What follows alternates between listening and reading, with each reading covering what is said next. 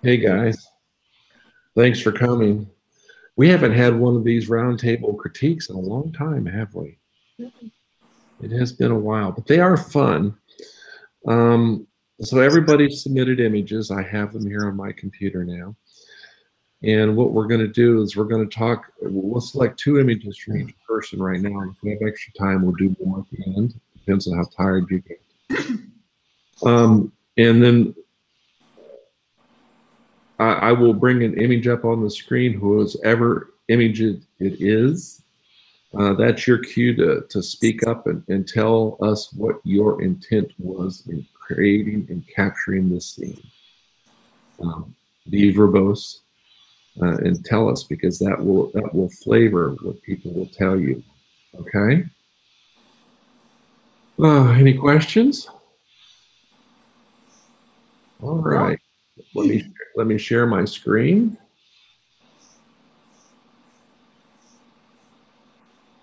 Here we go. And I'm just going to start. Actually, this must be Carl's. Yes, this is Carl's. Yep, that's mine. All right. So tell us about this in nauseating detail. This is part of a local refinery. And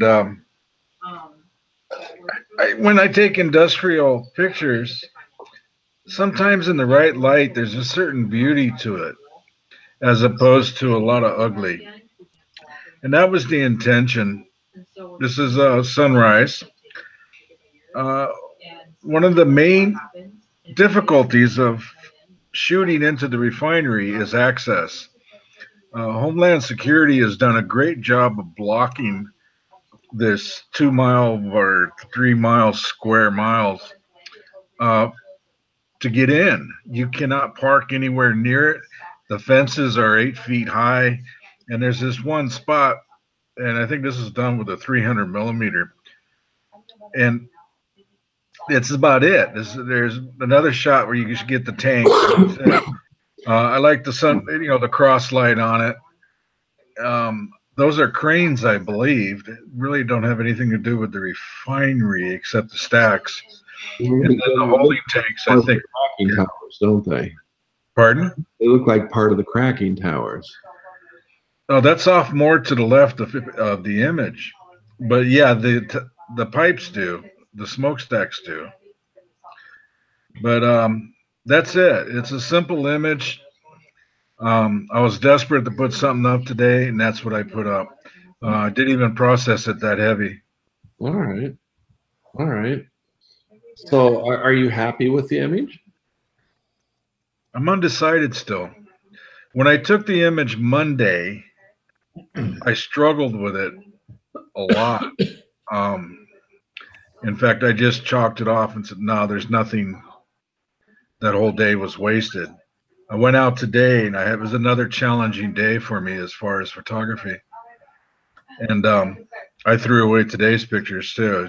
I'm having compositional issues. And I looked at this one again. I said, "Oh, okay, maybe I could do something with it, keep it in color." And it's barely edited, but you enhanced a few things. Yeah, well, I really like this. It speaks to me. It's I like grody, grungy, industrial, mechanical scenery, and this one speaks to me. But we're gonna let Jimmy jump right into this. So I have one question before I say anything. Mark, between the second and third tower on the left, from the second tower, go down now. Is this go up? Above, keep going one more to that line. Is that clouds or is that smoke? Yeah, this looks like clouds on my monitor. Okay. I mean, because it almost looks like it could be mountains. I mean, well, you know what? That's possible. Come to think of it, in the distance, those are the northern mountains of Los Angeles. I just didn't think you could see them, but yeah, that's possible. All right. If you ever look at the Rose Parade, those are the mountains you're looking at. Yeah, but if you go over to the right-hand edge of the screen, there's nothing. You're right, because there's no mountains out there that are visible. Okay. That would be east. All right. Okay. So I like the lighting, Carl. You know, this to me is it'd be interesting to see it in a black and white. For whatever reason, industrial to me is a black and white image. I agree with you. But it's an interesting composition, especially given the challenges of getting in there that you talked about. It's, you know, it's certainly city life. The Definitely. smoke at the one tower looks a little hot, but you know, that is what it is. My original intention was black and white, and that was the source of much of my frustration. In black and white, it just turned out too muddy. Because of the clouds. Maybe I just couldn't do what I wanted to do. That's why I just decided to keep it in color. Okay. I mean, the light is nice. I mean, the cross light that you're talking about, it's definitely nice. The far left tank, the patterns on it are kind of cool. Down below you, cursor mark right there. Yeah, that's a cool little eye catcher to me. But, you know,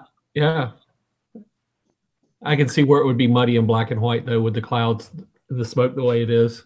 All the shadows and the cranes too. They just mud up.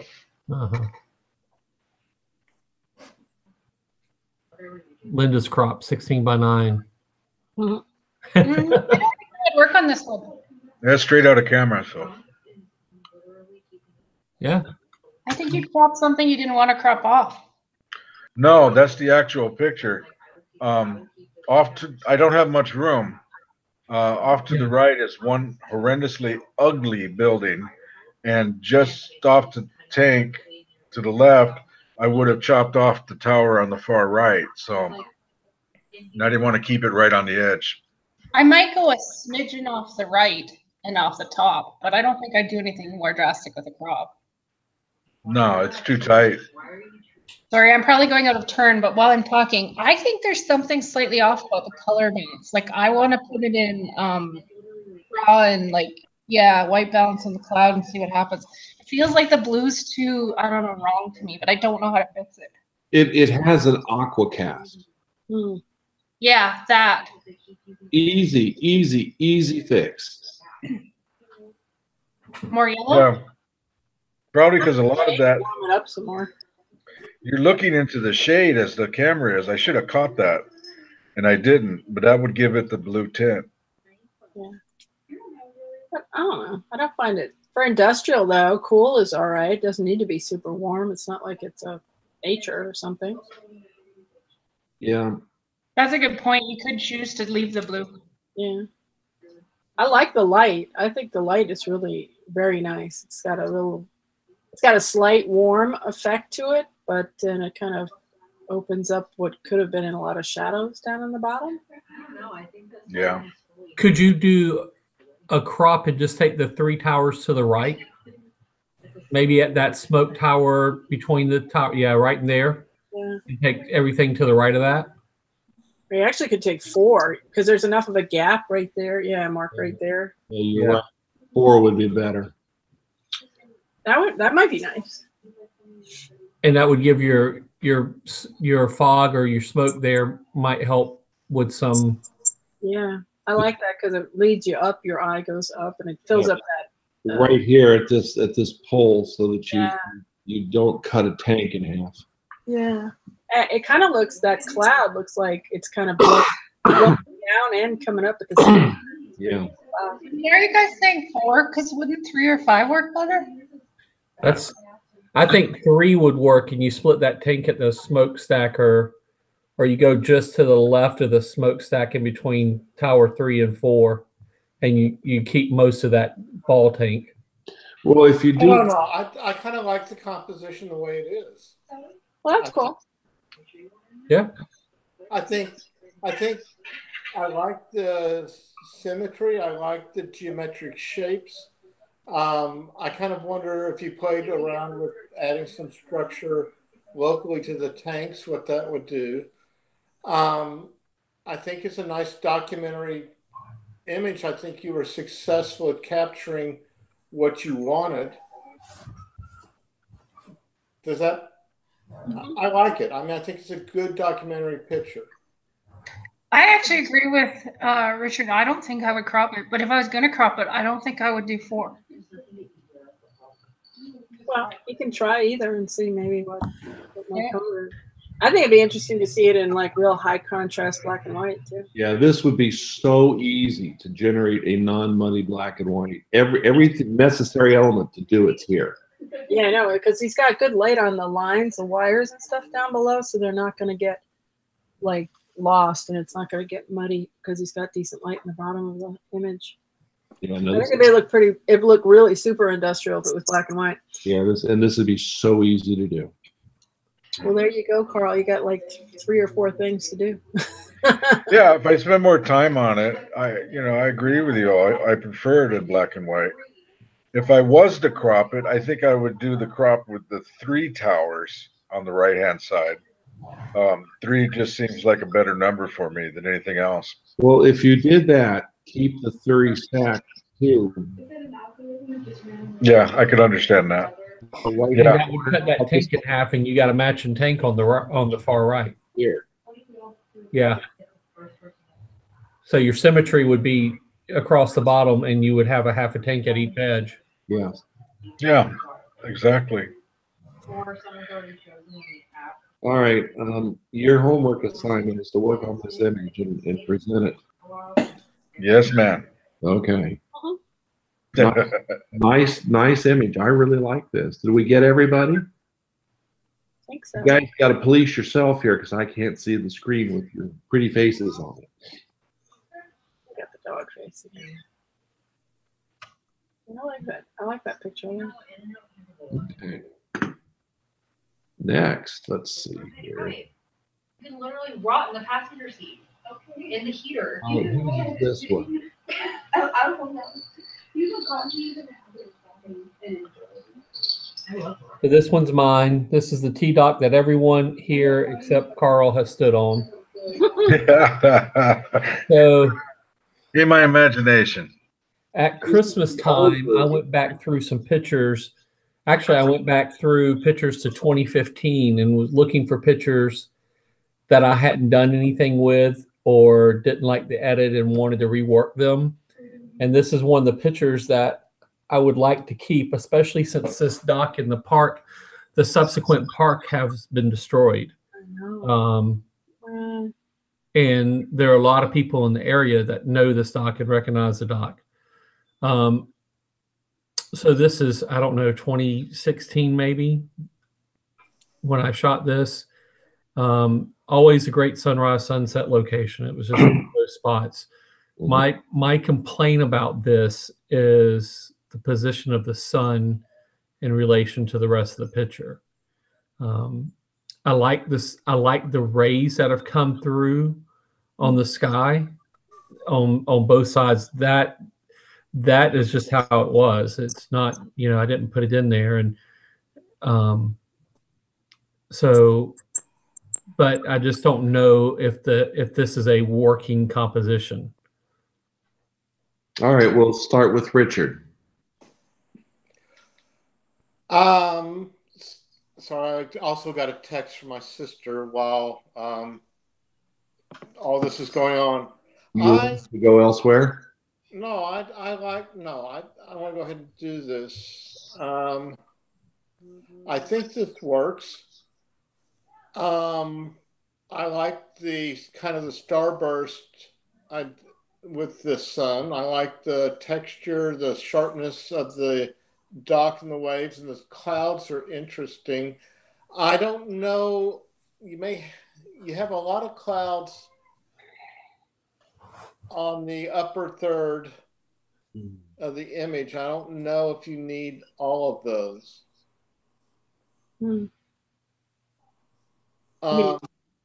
Does that mean less sky? Are you saying less sky? I just would look at less sky. I don't know if that's correct. Okay. I see what you mean, Richard, because it's really kind of almost center balanced. But the clouds are some of my favorite part of it, so it would be hard to crop them. Yeah, I don't know. I mean, it's one of those things. But overall, I like the image, and I like that the sun is kind of off center. It's kind of the dock's a classic picture, but the sun's in is off to the left, and it kind of keeps you interested. You know, there's not much on the right. Right. Can I take off some of the right? I think, and that would true up the distance between the dock and the sun. Yeah, I was thinking the same thing. And Jimmy, I'm also thinking that you should have waited a half hour and shot this with the sun behind the cloud. Yeah. Mm. And then you would have had the rays coming down too. I think those clouds were actually moving pretty quick. I'd have to go back and look at this batch of pictures, but I think some of those clouds were moving pretty good. Like there's like a front had just was blowing out. Mm-hmm. Yeah, they kind of look like, because they got that ripple kind of in them. Yeah. All right. That doesn't bother me so much. It's just, I think there's just, I mean, it's either that or go in with a really tight panorama and just grab that section and and figure out how much sky you want to bring in. I'd like to point out something here. You guys are talking about maybe taking a little of the sky. Let me pose to you that the sky is really the main subject. The dock is an anchor. Take out some of the bottom across here. Yeah, Mark, I think I agree with that. Okay, take out some of the bottom and delegate this dock as the true anchor. All right, and go with a panoramic crop. But like I said, let's take the bottom out, because all of this water, there's nothing here that's adding to the picture. Yeah. The real power is up here. Say what? That's called a Linda crop. A Linda crop. Yeah, I was going to say that. I was like, do the Linda crop, but I think it's even skinnier than maybe what you usually do. But it's not, well, even less than 16:9. It'd be like 9. What is it? 9:36 or something like that. I think that would be interesting. Oh, 6 by 12. Think 6 by 12. Okay, there you go. This image has a lot of promise to it. Warm up the white up here in the clouds that are hanging down. All right, and it actually looks like we have some amatis that's starting to drop down here. Yeah. Yeah. Add more warmth up here in the rays. And like I said, consider taking off part of the bottom. Yeah. Have I jumped on somebody's turn? No, I think we're all just kind of talking. Carl? I think we're just jumping in. Okay. I like what Mark's saying. I don't think I would take the dock out of the center, but this might change if you crop a whole bunch of water off the bottom, but the water feels crunchy to me. I would try and soften it up. Even if you try to soften it up in software, you're not going to get rid of all of that crunch. There's just too much there to yeah. I've tried that and it just doesn't work. I agree, Mark. Yeah, you would need a little bit less crunch to do that. I mean, but there is a break point. I'm looking at two different screens, but there is like if you go up like 1/3 from the bottom, it's like real crunchy below that, but it smooths out, at least on the right side. Just to the right of the dock area. That area is a little smoother, it looks like, than what's down in the lower right corner. And then another thing you could do, if you take out part of this down here, smooth the water a little to the capability of the software. Also look at warming the reflection of the sun up here on this side of the water. Okay. It almost becomes a physical dock and a virtual dock. Okay. Right. Cool. There's a lot here you can do. Yeah, it was one of those pictures, and I've played with it and looked at it, and there's something there. I just can't find it yet. All right, one other thought. Cut it off here come across Mm-hmm. and come up here like this and make the dock and the sun reflection equal distance from the edges. Okay. You're ditching clouds. I like if you do that, Mark, but it's probably worth trying. Yeah. Yeah. Yeah. And that was the whole thing is it's like, you know, to me, the sky is, the dock is the dock. And yeah, I like the dock, but the sky is what's, you know, the way the light's coming through the sky. Yeah. Is what's so interesting. There's a lot of possibility here. You could take There's a nice diagonal from the sun to the upper right corner because of those clouds. Right. Oh, yeah. Yeah. And that was part of the reason I left it in this crop is because if you start cropping and cutting some off, you lose that diagonal. Thank you. Well, I think if you cut it at that one cloud group, Yeah. if you were gonna crop it, like Mark, you're fine. I think you could still preserve a lot of the light that's going up there. Yeah. There's a lot of possibility in that. Yeah. All Cool. right. Nice, Jimmy. Thank you. Thank you. All right. This is Jimmy's again. Yep. This is another one of those reworked. This is no longer standing. This is the Mexico Beach fishing pier, which is one of the famous Michael destroyed pictures when they showed Mexico Beach. And I shot this in middle of the afternoon. This is an older picture, probably 2 years old, maybe. I don't remember, but it's older. I showed it to Mark originally when I did it, and he scolded me on how underexposed the dock was. And so this is a little bit tighter crop, and what I did was cut some of the dock off and left the end of the pier in the center, and so just kind of cropped around all that and used that as my focal point. I like the tearing in the sky, and I like the brightness on the water. And it was, like I said, this is middle of the day. I shot this with a 10 or a 15 stop filter on it. And so it was bright and harsh, but I like that bright light contrasting to the pier in the sky. So I played with it, reworked it, lightened the pier some. So I was just seeing what you guys think about the rework. All right, Karen, why don't you start us off? I love the clouds. I love any kind of clouds when they're tearing like that, but that's really nice because sometimes they either are like halfway torn or not, but I like the streaks. It's soft, it's subtle. It's really nice.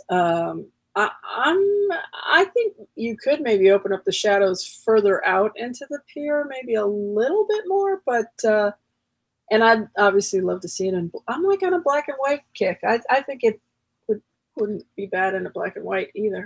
It would reach out and grab you by the throat and strangle you. Look at me, look at me. I also, and again, this is my personal opinion, I'd get rid of the foreground. I'd like the picture to start right at the water. Get rid of the beach, get rid of the puddle. Absolutely. That's just me, but I mean, that's just a possibility. You could do the Linda cut on it. I mean, how many times have you guys heard me say, if you're going to do long exposures at the beach, don't put sand in it? But I don't remember hearing that. It doesn't move. Yeah. Okay?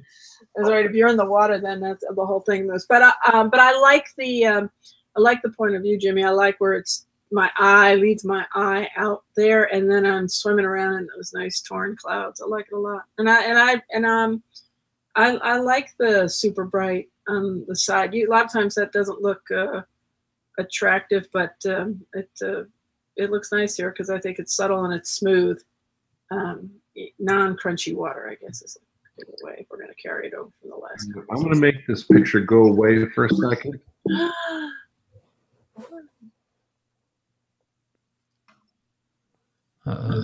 He's going to be curious. He's going to hack it. He's got a cloud in his head. That's weird. That's a weird logo picture for them. All right, next person, jump in there. I'm not going to do anything yet. Okay. So I agree with Karen on the sky. I equally love the water. I wasn't going to go as far as Mark to crop out all the sand, but I was looking at partway into the X, like not right where the X meets the edge, but kind of like halfway between that and the edge of the photo right now. Okay. But then you'd also have to spend some time kind of like playing and erasing some of those footprints in the bottom. And I might like Mark's crop. Now that he said it, I would probably try it, but that wasn't my initial intuition. You might be able to do like some kind of Gaussian blur on that sand so that it kind of is smooth like everything else, or whatever you do to do that. I think it's very pretty. And I like the dark pier because it brings my eye straight into where it should be, down the center. As far as cropping any of the sand, I think that would all depend on how long I'm looking at the picture. I don't mind it in first glance. I do agree with the footprints a little bit, but other than that, I think it's a gorgeous picture. I love those clouds. Clouds are awesome. And I like the color tones because you can see the water change, like where it's lighter, light green, and then it turns to that blue, which is similar to the sky in the back. Right. Pretty. We don't see that in Los Angeles. This area usually gets pretty water. March, April, it's usually pretty if we haven't gotten a whole lot of rain. I don't remember when I took this picture exactly, but Yeah, I mean the water is crystal clear blue and green, and so, and I was really just playing when I took this, just doing a long exposure, and just wanted to see how long I could pull one off, and it just happened to be there weren't a whole lot of people there walking up and down the pier, and a lot of people on the beach. Yeah, lucky. What do you think, Richard? Mr. Squirrel. I apologize. My attention has been split, but my first impression was that I remember the critiques with, was it Shauna? Where you lectured her about the beach. Mm-hmm. I remember that very clearly. And I think that's the only major flaw. Okay. But you would probably need to be close, instead of cropping, you probably want to be closer to the water shooting. Is that correct? Yeah, I would move closer to the water. How wide was this shot, Jimmy? I'm sorry? How wide was this lens? I'm sure it was done with a 24 to 240, so let me see. Hold on. I'll look. Is it on there? Yeah. The metadata, yeah.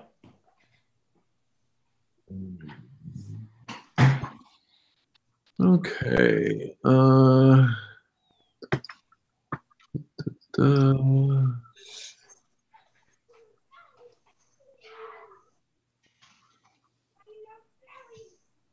34. Oh. Yeah, so the answer to that is walk up closer to the beach and open the lens up a little bit further.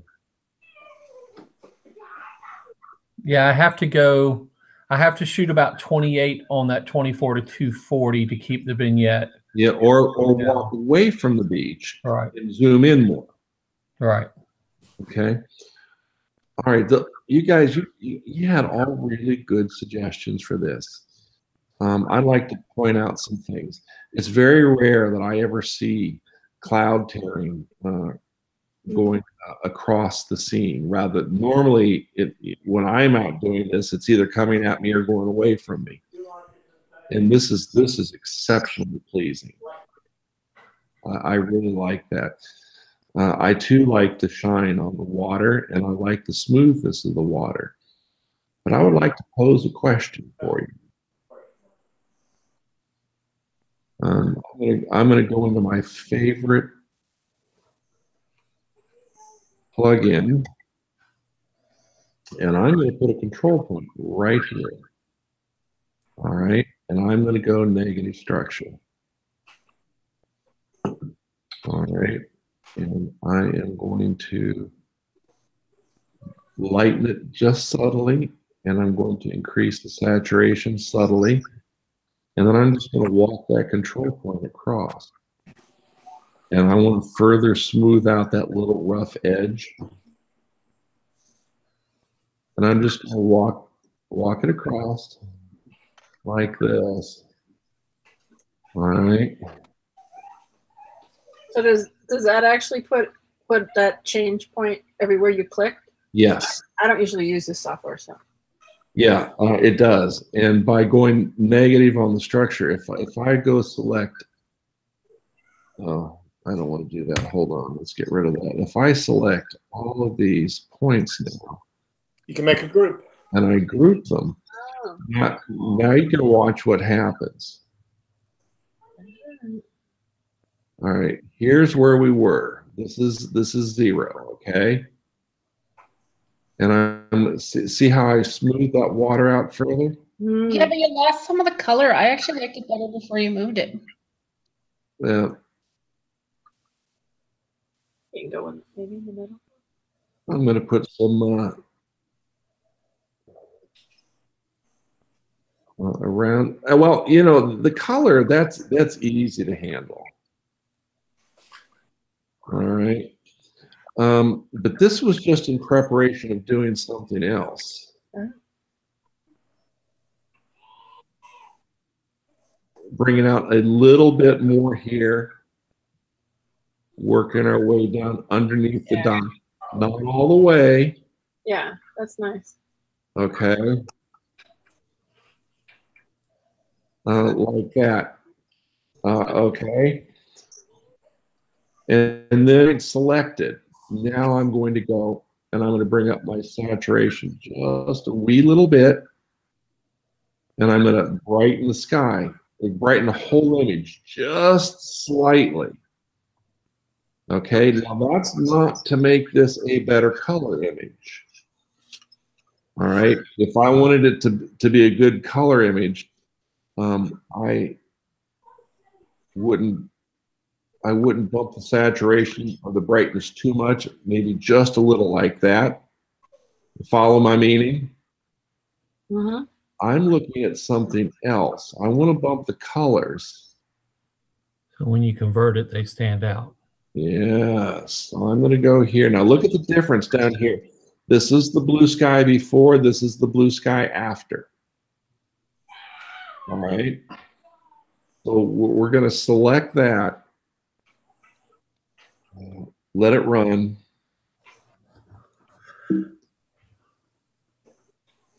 And believe it or not, I could have done most of this in Color Effects Pro. All right. But I'm going to run silver. Mm-hmm. And silver is the reason I bumped the saturation up. All right, now here, now this is the neutral. I always work from neutral now. All right, all these other recipes down the left-hand side are based on neutral and then changing all of these adjustments on the right-hand side, okay?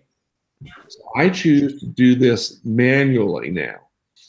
Okay, so I will go in, I will increase the brightness just a touch, maybe 3%. Mm-hmm. I'm going to bring the highlights up a little bit more. Okay. I'm going to take the midtones down a little to slightly darken the pier. And I'm going to bring some blacks in. I mean, we need to have some blacks. Mm-hmm. All right. So now I'm going to go down here to the color filters. How many of you guys play with these? I use them on my Fuji camera when I shoot black and white. Yeah, but do you ever do any of the post I processing? don't know that I've done it in here. I might have at some point, but I don't think I do it often. All right. Well, that saturation that I bumped up, that's for these. Gotcha. All right. So I'm going to click on the red filter.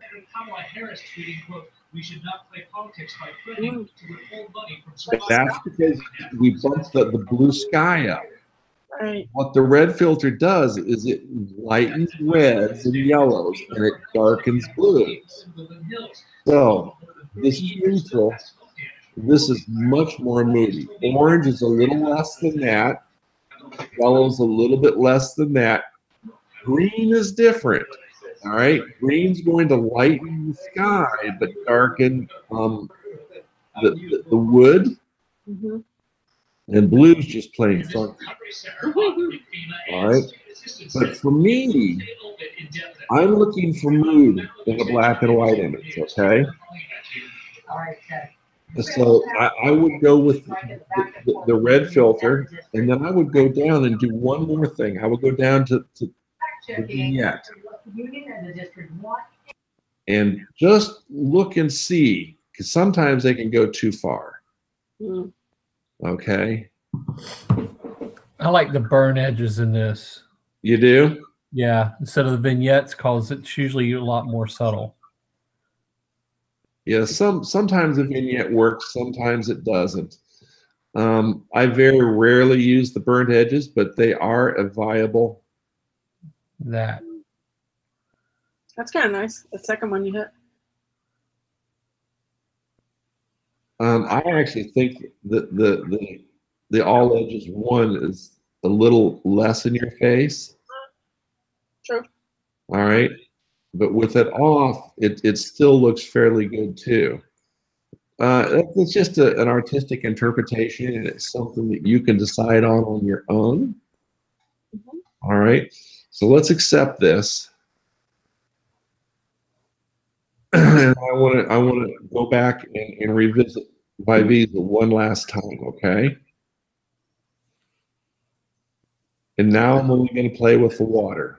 I'm going to put a control point right here, and I'm going to shrink it down. And I'm going to go negative structure again. I want to take away all or as much of the water movement that I can. All right. I want to soften that water out.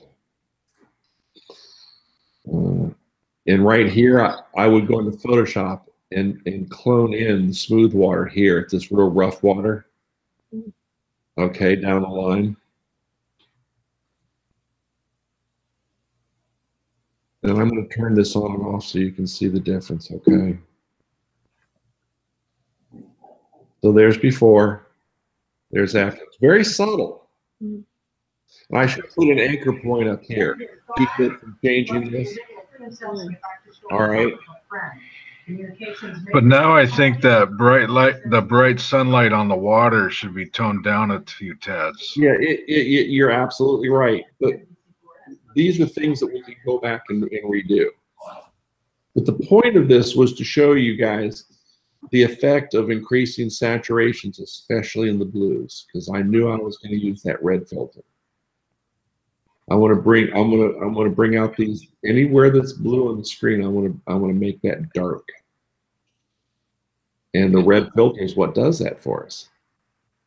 I miss all the beautiful blues that you just got rid of, Mark, and I've been on a black and white kick. Yeah, well, you know, everybody has different likes and dislikes, and I'm sure that Jimmy is going to take all of this with a grain of salt anyways, because artistically it has to be his vision. Mhm. The whole point of what we did here wasn't so much for the image, but to show the capability of using the color filters in silver. So I still don't understand why you changed the color filter when you can do the same thing with Vivisa and just change it once you've got it in black and white. Because if we use the color filters, we don't have to worry about selections. They're going to act on the areas that are only blue or only red or only yellow or only green. With Vivisa, we have to go and we have to select the areas, and then we have to put anchor points around them. If we go into the filters, it's only going to act on the areas with blue color data by using the red filter. What application were you in when you did the filters? Silver Effects Pro. Oh, Silver Effects Pro. That's right. Okay. All right. Mm-hmm. But now look at how this pier jumps out at us now. Yep. All right. Things to consider.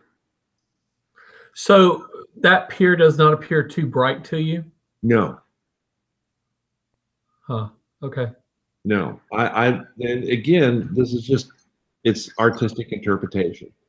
What you see and what I see are going to be two different things. You got really strong light on that right side, so. Yeah, you do. It's not like it couldn't carry it. Yeah. Right. No, just having, it's just a dark pier to me. It's just one of those piers that's dark. When you stand there next to it in person, it's just a dark pier. Yeah. And I understand where you're coming from. I do. And you have to make your own decisions on your images. Yeah. This was nothing more than a quick tutorial on using color saturations for black and white conversion. Yeah, no, all right, so crop to the X, basically lose the coming in the first leg. Yes. Leave it out. My problem is I like this X. You just need to come back here and shoot this again at high tide. It's gone. It's never there. You'll never get this shot again. It got whacked, but he could smooth out that sand, couldn't he? And then Well, footprints and stuff. you could attack it with structure like we did before. I kicked myself in the butt for not making us go over there the last time you were here before Michael came in. I drove right by it the day before. And we were when we were in Port St. Joe and had lunch, we were. I know, we were really close to it. We should have gone over there. You're right. I didn't even think about it. I drove by there when I went over to Panama City Beach, and I kept thinking, oh, look, I need to come over here and rent a place in this town. It looks so nice and quaint. But you see, we can take some of the grunge out of the sand. Yeah. Yeah. There you go. That I like. Not that. a lot. It's limited. Yeah. And you Go can in use there a with the spot healing brush. I do it all the time. Yeah, and you could do it with Gaussian blur too, but you got to be careful with that because that tends to come across as fake. Well, I'm not sure. I dislike it now. I mean, I think if because it's a little softer. So. And listen, normally on an ultra long exposure, that's when I'm telling people get the sand out of the picture. Yeah. But this is more than that. Yeah. Well, that X again is very so strong. much detail in this pier now that it draws me in. I mean, I'm sucked into this picture right here, and I just keep going back and forth in here. There's just so much detail in here that I find it very pleasing. All right. So something to think about. Cool. All right, so I wasn't far off. There's something there. Mm-hmm. Oh yeah. The beautiful blues is what is there, Jimmy. Don't desert the beautiful blues. I like two that versions. shot, Mark. Two What? versions. I like that shot, Mark. Your screensaver. Oh yeah. That's the new version of that pier. Yeah, that pier is destroyed. Yeah. Well, Everything's just dry. there's still pieces there, right? Oh yeah.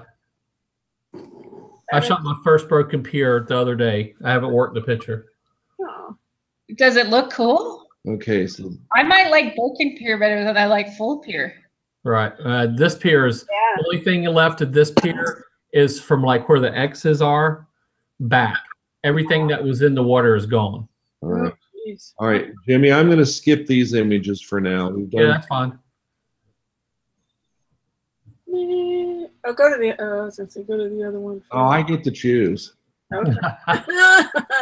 Well, I have not processed these. They're just here, and I have like this love. I'm not sure. Okay, so Another. you want to talk more about the possibilities then? Yeah.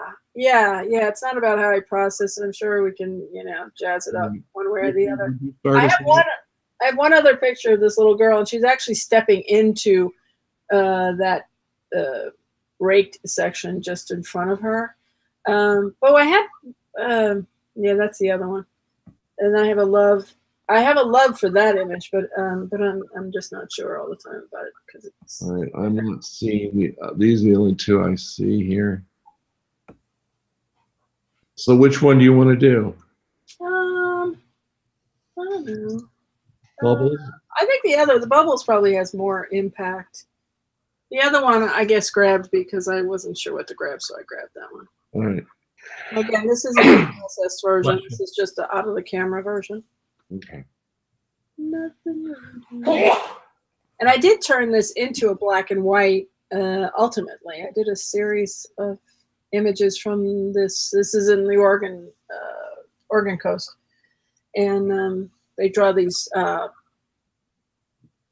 labyrinths in the sand, and people come out and walk them, and new people and regulars. The guy with the bubbles is a regular, and he comes and he blows bubbles as he walks through the thing.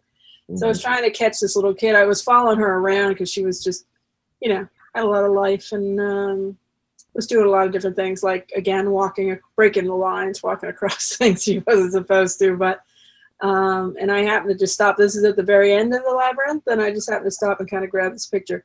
And it's really more of like a photojournalistic picture. It's not necessarily like fine art in that way, but it's an interesting image because there's people like kind of leaving the frame on either end, and I don't know how it was semi well received when I like posted it, but I still sometimes I think I have a hard time with it because of that, because it's there isn't really necessarily something in the center. It's not a typical composition, I guess is what I'm trying to say. All right, Richard. So you captured the moment, and the only problem is the guy walking out of the picture on the right. Outside of that, if I could do it over again, I would get really down low on her level. I know, but you captured the moment, but I think if you had that situation again, I'd get as low as I could. Yeah, okay, I can see that.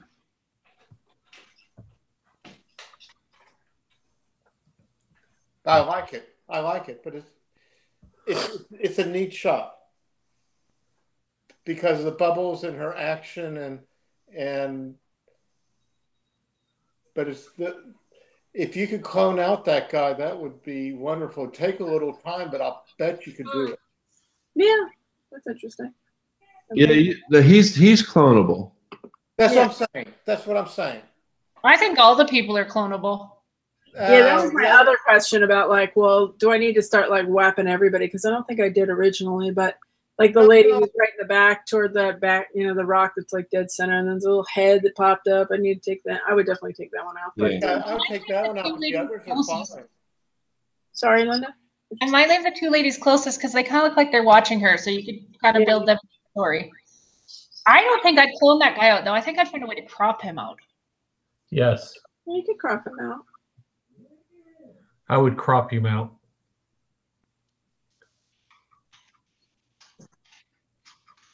Yeah, he needs to go.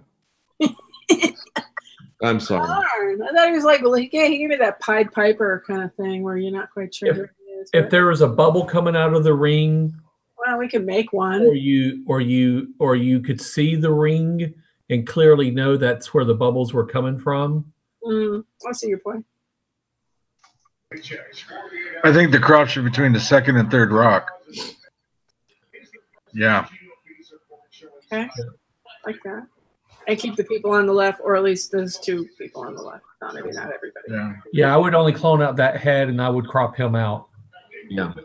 If you could go back and shoot this picture again, I agree with Richard. The point of view would maybe be a little bit lower, but this is one of those pictures you either get or you don't get. And right.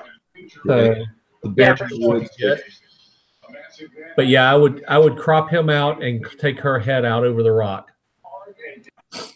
The guy standing there at the other rock, I don't think would be bad, especially once you cropped it, because it fills in some of the negative space there. Mm-hmm. Good point. Okay.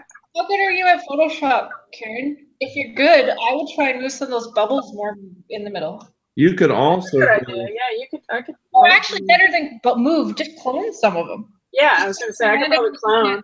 Yeah. Get rid of this line that's in the middle right there, and then maybe put a bubble or two there. Yeah, you could move those easily. You could also consider a vertical crop. Come across the bottom here and come up the side. Yeah, that's a good idea. All right. Yeah. Yeah, that would be. Yeah, that might work. I like that. Work on your sky back there, darken it up so you get those lovely clouds. Yeah. I mean, there's some good clouds right there on the just above the horizon. Yeah, on the left. Yeah, there's a lot of fog, but yeah, there's a lot of potential in this. Yeah. Okay. All right, I'll give it a shot. Imagine what you could do it with this stack here too. You could bring out a little bit more detail here, just a little. Mm-hmm. Yeah, Jimmy's right. Darken the sky, bring out some detail and texture in the clouds.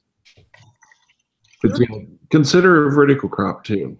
Yeah, I kind of see that now. I think that would be nice. Okay, I'll work on that one. I'll rework it.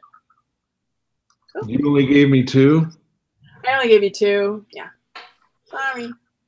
The other one was the same. Was going to be similar. I mean, again, she's just standing there. The other one, she's kind of moving. But I was trying to create this kind of triangle between the stacks and her, and then the labyrinth. And I was going to whack those people out.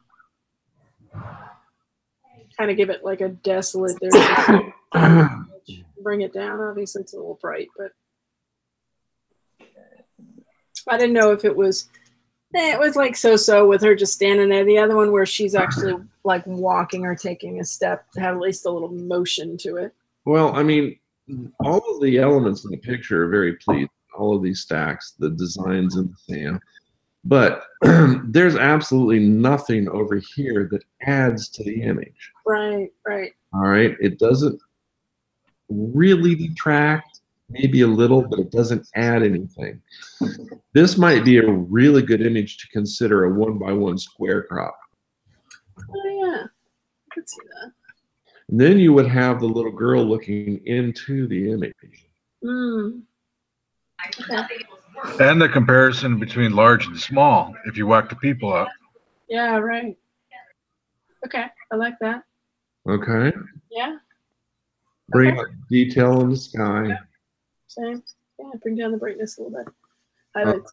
Also, maybe darken the rough area of the sand and lighten the smooth sand. Just a little. That would further enhance the patterns. I think I'd go black and white. Yeah, they do actually look really nice in black and white. I did convert most of these images to black and white. Okay. And maybe I'm cheating because I saw those. I know. Oh, that is cheating. It wasn't this image, but the other one I did. Part of a series of 6. They both have potential, but this one has great potential. All right. Cool. All right. I like it. Okay.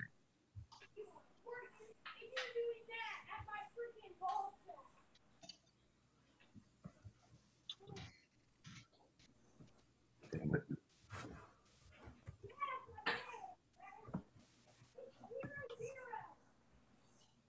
Okay. You want me to talk first? Oh, please. So there was a big, this is called Waterton Park. It's down south, just north of the border, really close to your guys' glacier. They share, they're called the International Peace Parks together. Anyways, so there was a big fire last year. So this year in July, there is this crazy field of mostly lupins. There's some bergamot right there in the front in the pink. Mm-hmm. And I got so excited when I was there, and I shot so many photos. And honestly, they're just kind of in my head mediocre. Like I don't love them as much as I was loving them when I was taking them. And I was doing similar to Jimmy over the holidays and kind of going through some old photos and tidying up and whatnot. And found this one and thought I loved it. And now the more I look at it again, I'm back to really not loving it again. Okay. Don't go that route. Okay. This image has great potential. This dark area in the front, right here, this really detracts from the image. You would think that our eyes would be drawn to the sun, but mine are drawn right in here. Oh, and that lower. But how do you get rid of that without weirdly cropping flowers? Oh, it's easy. Uh-oh. Who cares about the flowers? Who cares about those flowers? You can just clone some more in. We don't care about those flowers. There's enough flowers there that it doesn't matter. What I would do, so you've already cropped this once. I think I sent you the raws if you want those, or did you give up trying to pull the raws down? No, I've got the raws. We're going to go with the same. We're going to go with the same crop factor. And what I'm going to do is I'm going to take out this dark area down here, but I'm also going to take out this incredibly targeted sun here that draws my eyes to it. But I want to leave these rays. All right.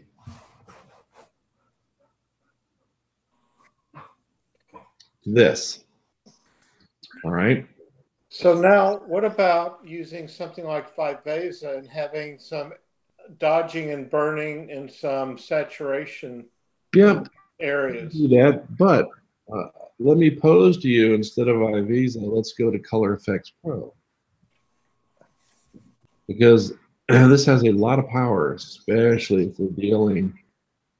Contrast color range? No, total contrast. Okay. I want to be able to control highlights, midtones, and shadows individually. All right, so what I'm going to do is I'm going to look at the sky as I do this.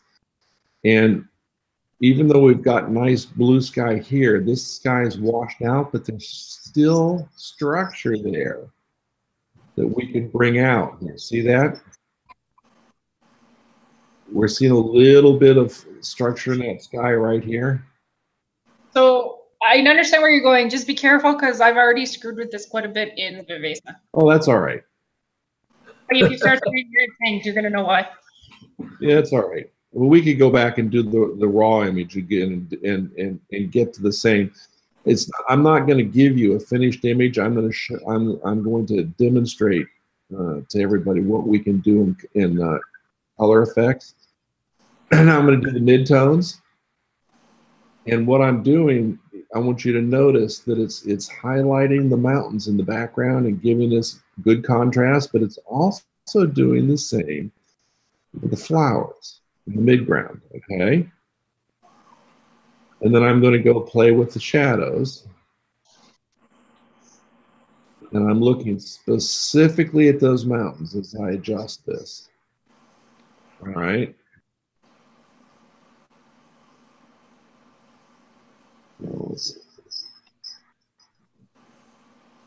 I just want to lighten up the flowers a wee bit.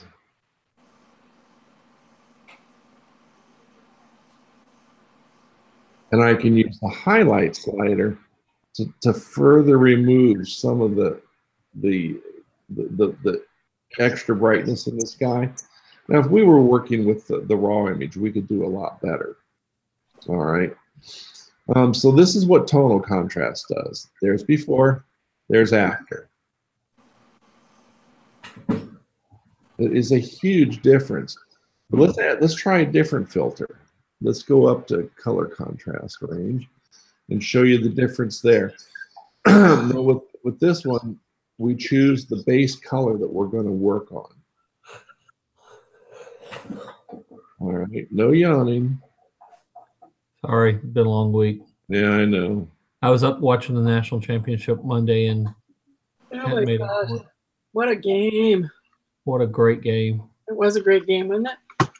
We still have quite a bit of week to go through. I know. What I'm doing with color contrast, I'm selecting colors and ranges to affect the flower and the sunbeams. Cool. I like this. See this? Now I can adjust my shadows to bring out the green grass a little bit more, but I don't like that. I'm going to go with, we'll stay with the color contrast, but I want to show you the two. Now you can stack them and one will act upon the other. So here's tonal contrast. Here's contrast color range. And then there's both combined. All right. I like color, but tonal throws me off. Yeah, tonal's it's heavy on the black, I think, isn't it? Tonal is bringing out the purple flowers, and it's bringing out detail in the mountains. And I don't know if that's what you like, but these are the things that we can do. But no, we can go with just contrast color range, And then you can attack the greens in Vivisa. All right. Very, very simply, we'll select the greens. We're going to brighten it. Like Ooh, I never brighten greens. Greens go down. huh? Well, I guess you could brighten, but you're gonna have to desaturate too. I don't know. Let's look at it first. Let's look at some of these greens. That's my signature editing move. You guys might think it's actually the crop. It's actually the toned down greens. Oh yeah. Well, let's select all of those points and let's group them.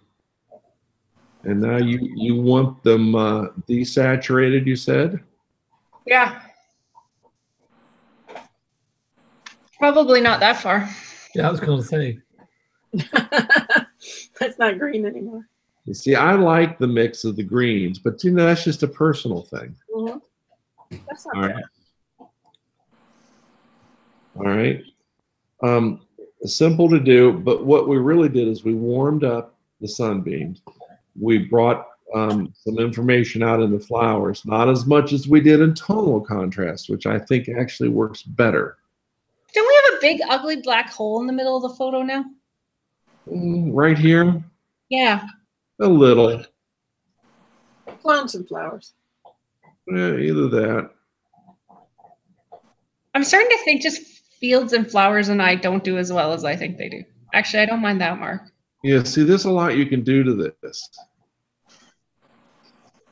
Let's just say okay, and let's do it before and Is after. this from your house, Linda?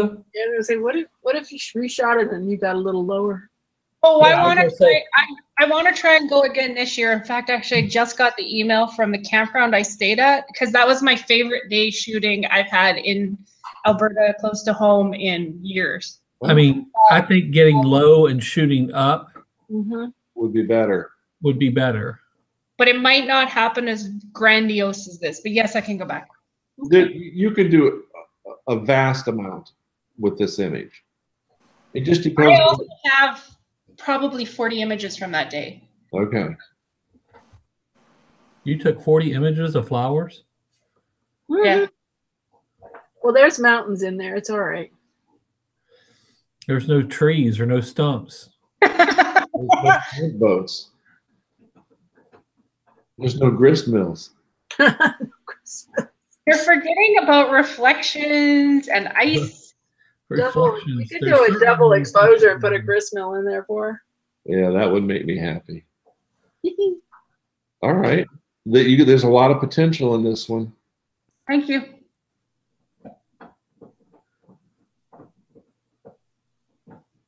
Okay, your turn to talk. Okay, is this one the raw? No, this is not the raw. This is the edited.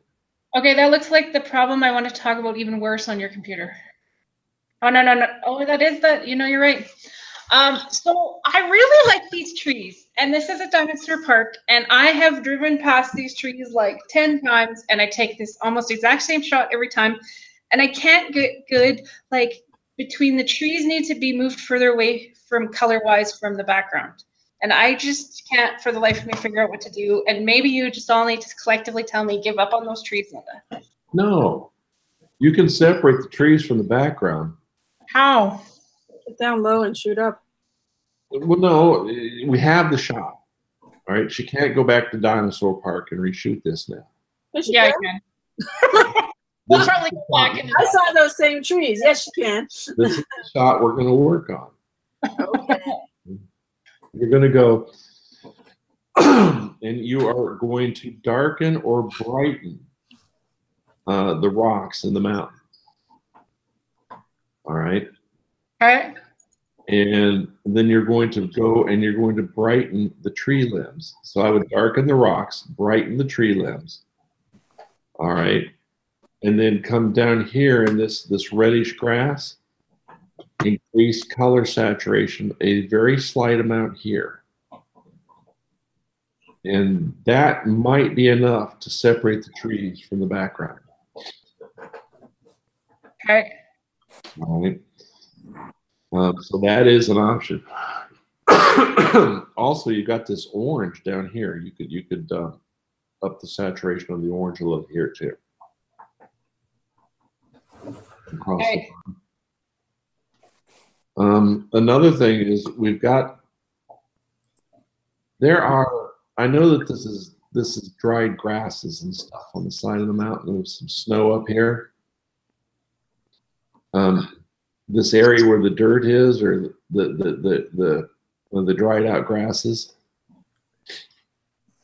you can increase saturation on these things a little bit as well. Okay. A little bit of structure on the rocks might help, although I'm thinking that it won't do that much of a job. And there is letters up here. C-O-L. Somebody has painted the side of the mountain. Right there. Okay. I should probably erase that. Yeah, you should probably make that go away. Another thing, if you go back, let your bokeh do the separation. Do a sharp focus on the trees at a very wide open aperture. So when I shoot this, I'm really far away, and I don't think you can get the bokeh to actually do anything when you're as far away. How far away are you? I mean, I could walk up closer to those trees, but I just know that like the aspect ratios and everything will change as soon as I walk up. I'm shooting probably like 200 millimeters from the car. Okay. Well, that is another consideration. You know, use the bokeh to differentiate the background from the foreground. That is a possibility, and it's windy too. These grasses are moving, aren't they? They look like in the lower left. Yeah. Yes, it was actually really windy when I was taking those shots. Although I probably have a shot with the wind too. Okay. Yeah, that's what I would do. Try it with the bokeh to separate it. Try darkening or lightening the rocks. Lightening might actually do a better job than darkening. What do you guys think? I would go into camera raw, and I would darken the bottom with a graduated filter, and then I would darken the top with a brush and add some shadows in the mountains like Mark was talking about. And I would darken the areas with a brush in between, like the big area where his cursor is, the one to the right of it. I'd darken those areas the same as I did the mountains. And then I would work on probably structure and brightening the trees. I mean, when I shoot birds, I'll darken around them and lighten the bird to give some separation. I don't know what do you, so I mean, I realize you're more abstract than I am, and with that comes there's an artsy touch to this, but what are you looking for in the picture? What are you seeing that you're not getting? I really like the trees, but I want them to pop more out from behind the mountain. So do you want the mountains in the shot? I don't know if I care, but I think I basically probably have to go over there and lay right beside the trees and shoot them against the sky, because that hill behind them is really high. Wave down some guy with a tall truck and get in the back of his truck and shoot it. But like shooting down, and then like more ground behind them. Yes. Mm. Yeah, up so you're up higher, and you can put more mountains behind them.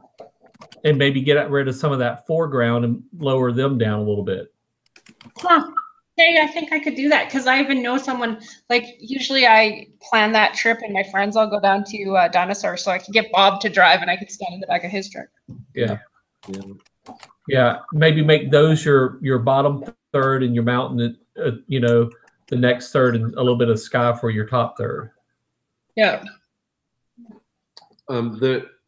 Capture One has a color editor in it, in the raw converter.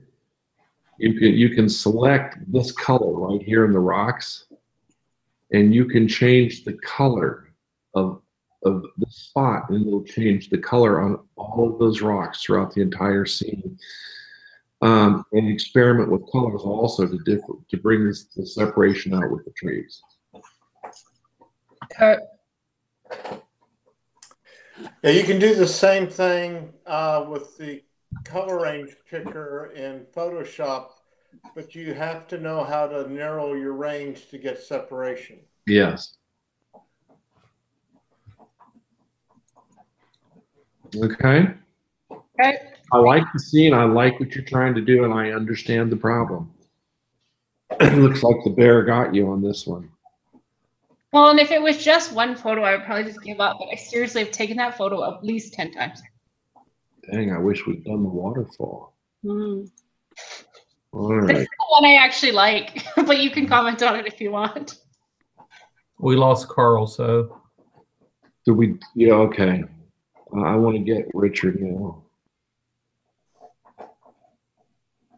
Why aren't your TIFFs showing up, Richard? They're multi-layer. I didn't know when I exported it, but that's my They'll show up. workflow. They should still show up. Then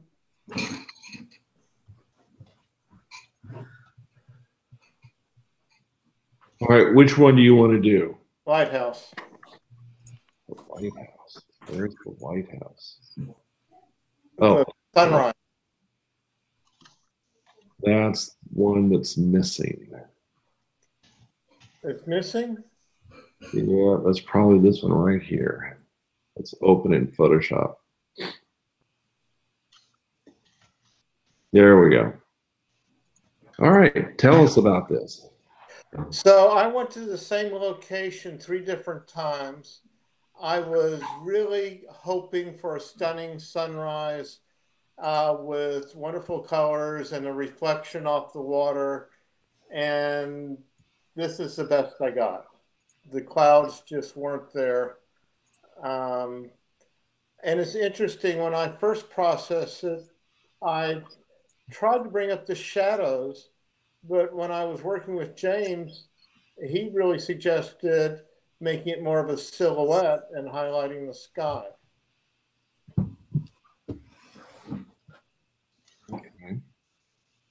Jimmy? And I think it's okay. I didn't get the sky I was looking for. Well, you've got a lot of color there. There's a lot you can do, and you're getting good reflections.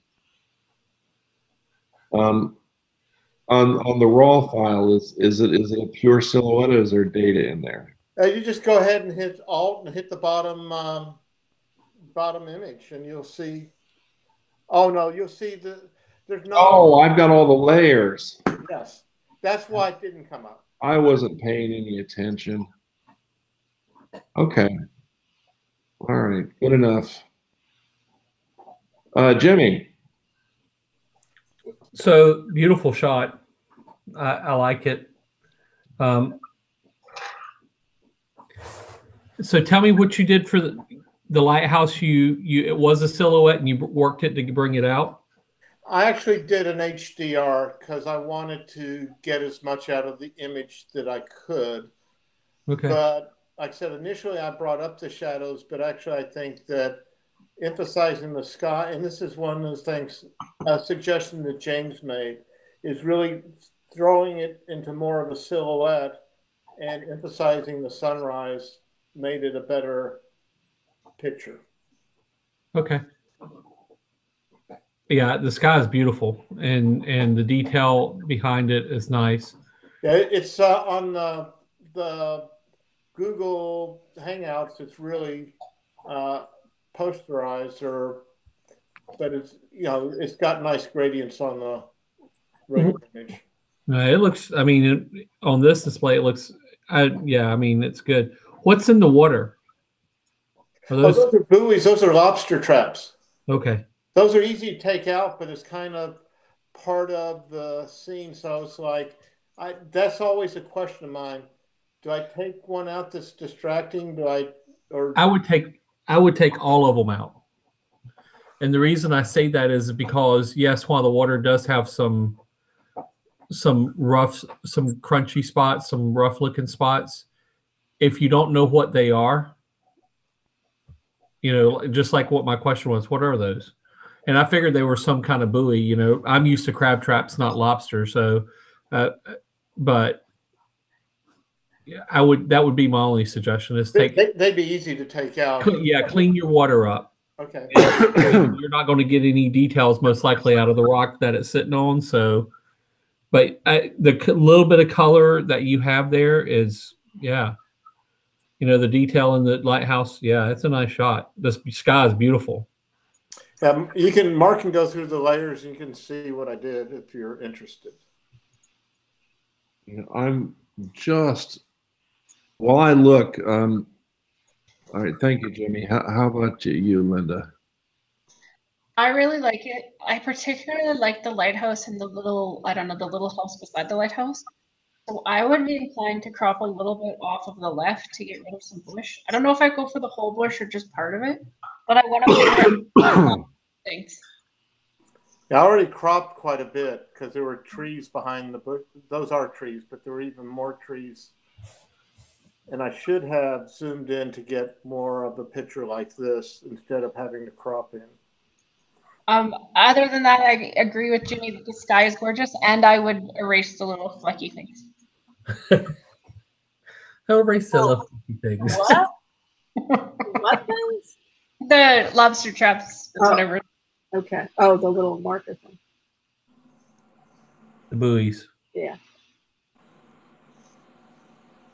Okay. Next. Is there any space on the original to the right of the picture, Richard? Did you crop from the right or did you crop all from the left? Left. I cropped the left. Okay. Yeah, I like it. It's a real strong silhouette. I wish there was a little light coming out of that light on the lighthouse, like just a little bit. There is. Maybe I just can't see it. I'm blind. Yeah, it's lighter. There's a light in there. It's not a I know there's a light in there. I meant like a beam kind of coming out. Yeah. Okay, so I did try to use the star tool in Topaz, but it just didn't work right. Maybe Luminar.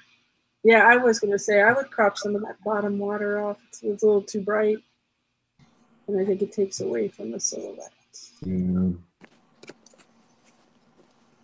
But I love the colors in the sky, and I like the clouds and the little haze in the back there.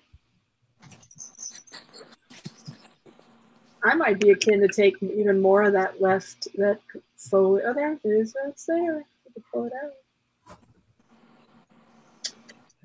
Even more of the foliage on that left, that bush, tree, thing, grove, whatever it is.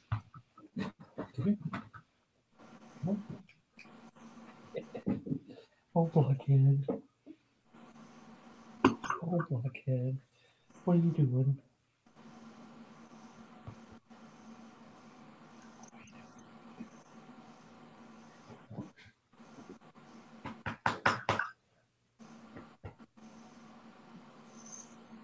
Did you darken the sky down any, Richard? Yes. Okay.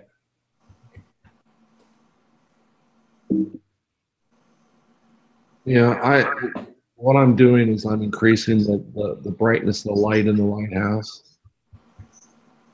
Did you try that, Richard? Yeah, I played with it a lot, and I was afraid to make it too bright. You also had a halo. But I think a little halo is okay. And like I said, I tried using the Topaz. Yeah, that thing. Because it's a fairy lighthouse. No, but I played with that tool a lot. If you could only do that on the light, that would be cool. Yeah. But that's weird. You can mask out the others. He's going to do that right now. All right. That's cool. Yeah, that'd be cool. Mark's better at these things than I am. Jimmy, are you growling? Yeah, I have the blockheaded baby up. He just left. The baby came in here, was messing with me.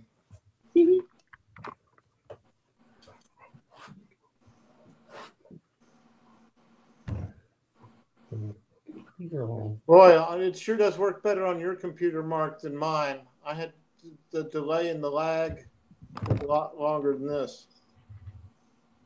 Oh, that's nice. Well, we haven't even started yet. I'm glad you're recording this. But yeah, I did play with, yeah.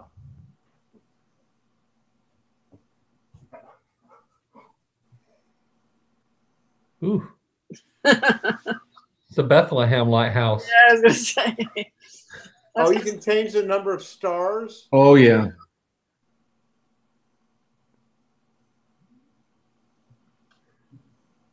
Are you messing with Cat?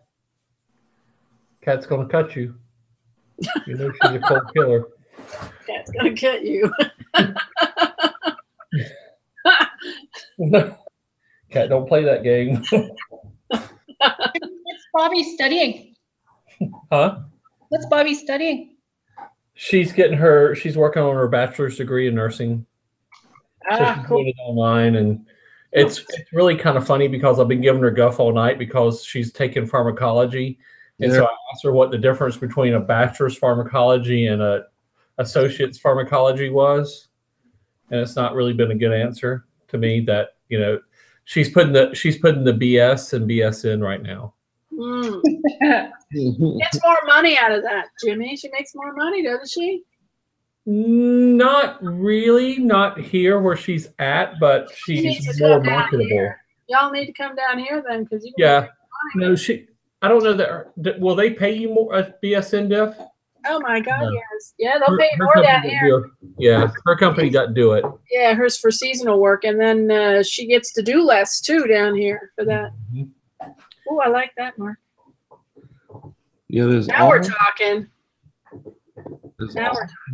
Except the halo around it. Well, that's an adjustment too. Yeah. But Mark, you're much This is better why I at don't do this stuff. But I really tried. I like that one. Yeah. If you don't do it, do it. I like that where it just has just a little bit. Does it let you make like a directional star? Could you just like have just on the right side or the left side? No, you can't do that. Okay. Just checking. Jimmy, what's the T-Doc's town's name?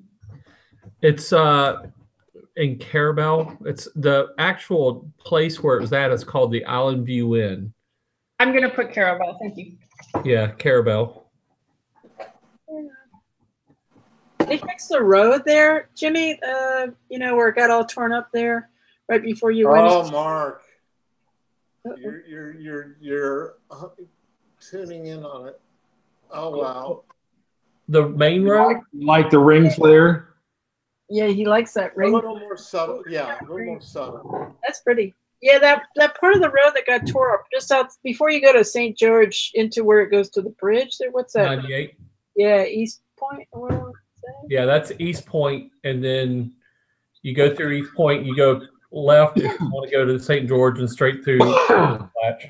Right, and that piece of that road like buckled and. Hey, Mark. Yeah. I'm gonna want this because I'm not gonna be able to reproduce this in 20 years.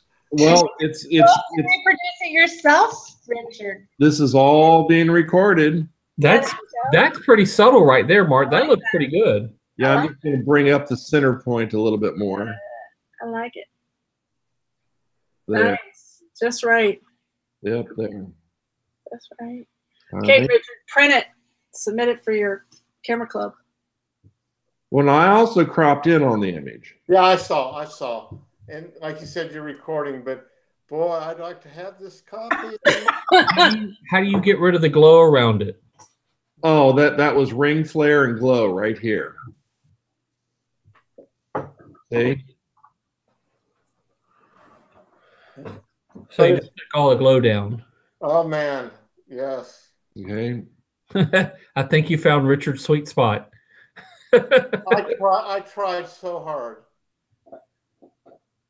This is why I don't do this stuff, Richard. It's like, Now that is that got added on top of iVisa. So here you can turn it on and off. Right, and you can even change the density of your layer. Yes. Nice. That looks nice. little touch. Like it. All right, so we saved it. Put it back on Google Drive.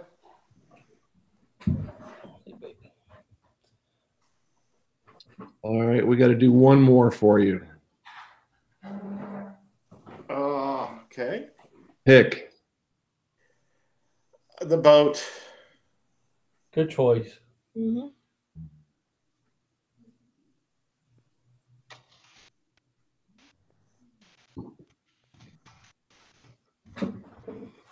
All right, jump in there.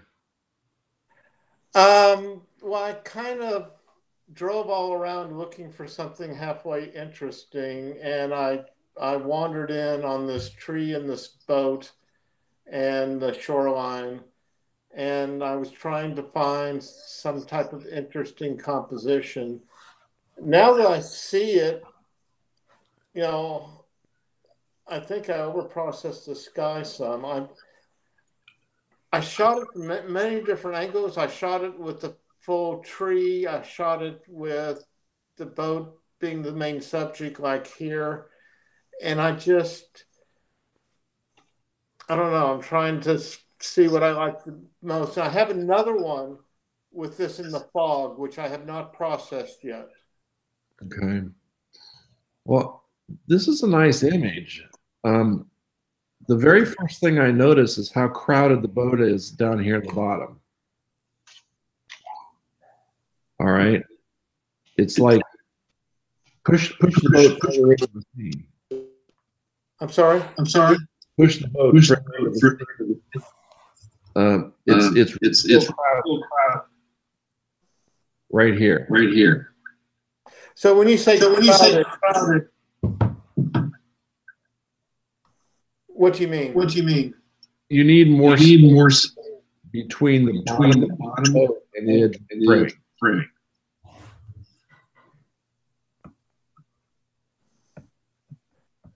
We're losing.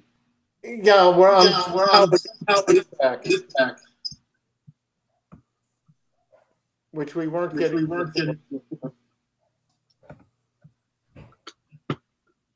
All right. Can you hear me? Yeah, we're All right. All right. Everybody, hold their microphone.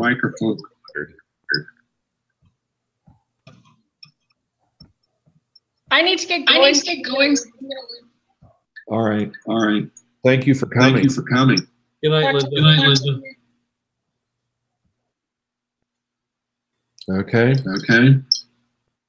We are getting somewhere. Darren, could you Mute me. I can mute. Yeah, mute yourself. I don't think it's you though. Okay, we're good now. All right.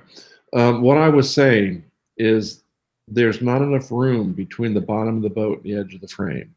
Well, I probably have one that does have more room. All right, so that's the first consideration. I really like the overall composition, though. I don't think the sky is outlandishly processed. It looks very nice. You see these wonderful light greens here? Mm-hmm. Lighten up these greens here. And that will give you more separation. Right now we have a dark boat and we have dark grasses, but if you lighten up the grasses, or if you lighten up the boat, let's go here to color effects because it's fast and it's easy.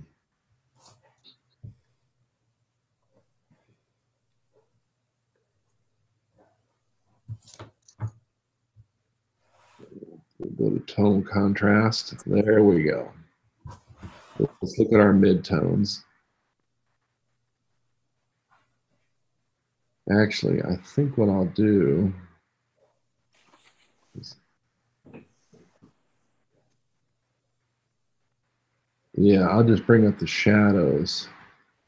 Leave the highlights alone. Leave the midtones alone. And you notice how that increased the saturation of the greens? Yeah, I actually used a combination of the warming and then the tonal contrast and then the pro contrast, but I didn't do as extreme as what you're doing. All right. Well, we can also do it very easily in Vivisa, just with a simple control point. Yeah. Brightening up the grass like right in here. Yeah, that gives you more. I like that a little better. And then put one on the boat here, add a little bit more structure to the boat. See how when you add structure, it lightens it? Uh-huh. I think I added some structure, but not enough. Although I'd have to bring up the TIFF file. Because the textures in the side of this boat just blow me away. And on other pictures, I took out that white buoy. Okay. I'm also going to brighten up the rocks a little. Just I like the buoy. No, I like the buoy too. And the reason I'm doing this is to give more differentiation to the color contrast ranges as we come up through the scene. We lightened this a little, but it's still darker. Then we have the real dark, and then we have this wonderful texture on the side of the boat. This green's a little on the dark side. This is nice. This is darker. There's just a lot here. This has so many options of things that you can do here. We'll bring up the rust a bit here, okay? Add some structure. What happened if you brought up some reds on the rust? Yes, that's what I was doing. Oh, okay. Warmth. Okay. I didn't use warmth. I just brightened it and added structure, and that did it. But you could also slightly increase the saturation.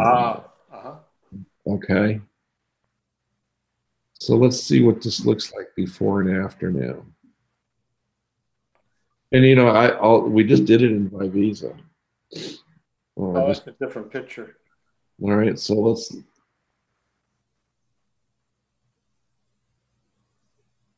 All right, but you really need to watch. This is your main subject. You need to watch its space around it. It needs some breathing room.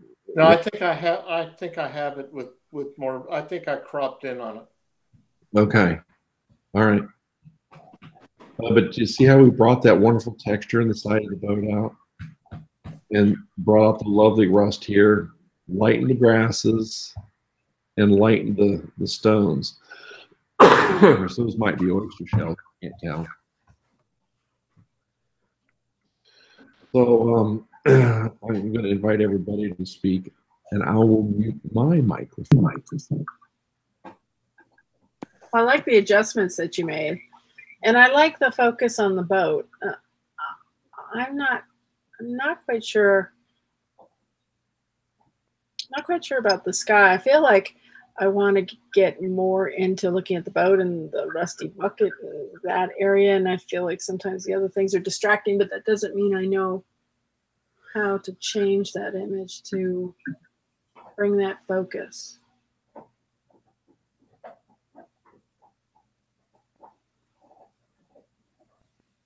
Maybe it's just that tree. No. I don't know. I mean, if you had the opportunity to go back and shoot it, even if you did it lower, I don't think that would have helped. You could have stood a little wide. Yeah, that's true. Like a 16.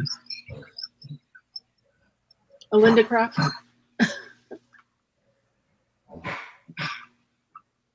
Or pin up, maybe as the 612. I don't know. I just really like the boat texture. And that draws my eye. I like the buoy kind of laying there, like the rusty, whatever that drum bucket thing is. Just look at black and white. Yeah, that crop. Maybe.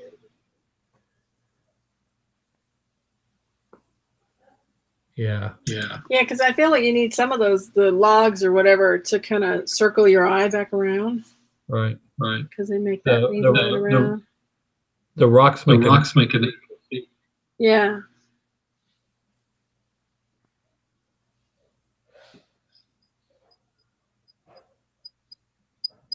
Oh, I like that because it's brought it up in the frame.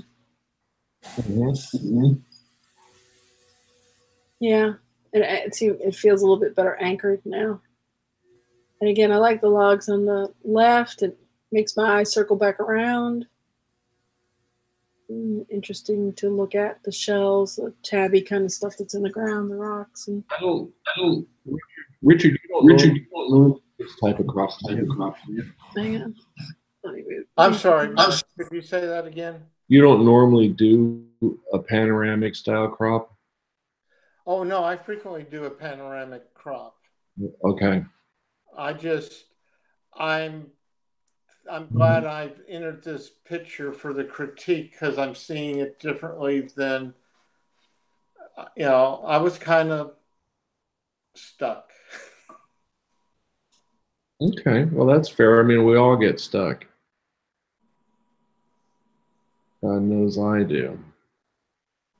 All right. Well, things for you to consider. Oh, I appreciate this. This is both of these.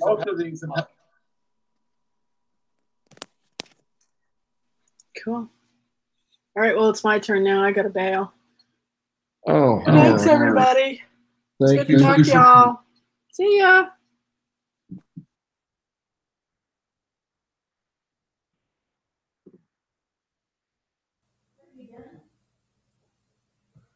Almost.